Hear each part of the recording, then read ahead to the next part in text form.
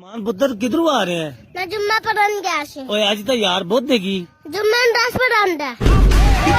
4 ਸਾਲ ਬਾਅਦ ਮੈਂ ਆਇਆ ਸੌਦੀਏ ਤੋਂ ਤੇ ਬੰਦੇ ਮੈਨੂੰ ਮਿਲਣ ਆ ਰਿਹਾ ਉਹਨਾਂ ਦੇ ਸਾਹਮਣੇ ਵੱਡੀਆਂ ਵੱਡੀਆਂ ਛੱਡਿਆ ਕਰੋ। बेफिक्रा या भाई साहब की हाल है? ਅਲਹਮਦੁਲਿਲਾ ਠੀਕ ਠਾਕ। काम दी सुनाओ। 400 बंदा काम करदा है, अगला ठेकेदार है। कोई गड्डी गुड्डी रखी? अगले ने BMW गड्डी रखी है। ਛੱਡ ਨਾ ਯਾਰ। शादी तो नहीं है। उस्मान पुत्र तेरा अब्बा घर ही आ?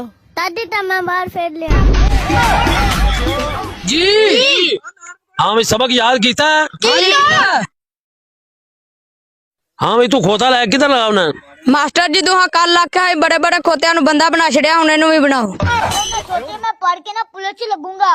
ਸਹੀ ਹੈ 35-40 ਹਜ਼ਾਰ ਮਹੀਨੇ ਤਨਖਾਹ ਡੇਲੀ ਦਾ 2-300 ਤੋਂ ਬਣ ਜਾਂਦਾ ਹੈ। मैं लात भेजदा ਇਹ 2-300 ਤੇ 1000-2000 ਦੀ ਗੱਲ ਕਰ। जी ਉਹ ਯਾਰ ਆਪਣਾ ਜਿਹੜਾ ਲਿਬੜਿਆ ਜਾਂ ਕਬੂਤਰ ਸੀ ਉਹ ਨਹੀਂ ਮੈਨੂੰ ਵਿੱਚ ਨਜ਼ਰ ਆਉਂਦਾ ਪਿਆ। ਉਹ ਸਾਰੀ ਨੂੰ ਅੱਜ ਮੈਂ ਕੱਪੜੇ ਧੋਣ ਵਾਲੀ ਮਸ਼ੀਨ ਚ ਪਾ ਕੇ ਧੋ ਲਿੱਤਾ।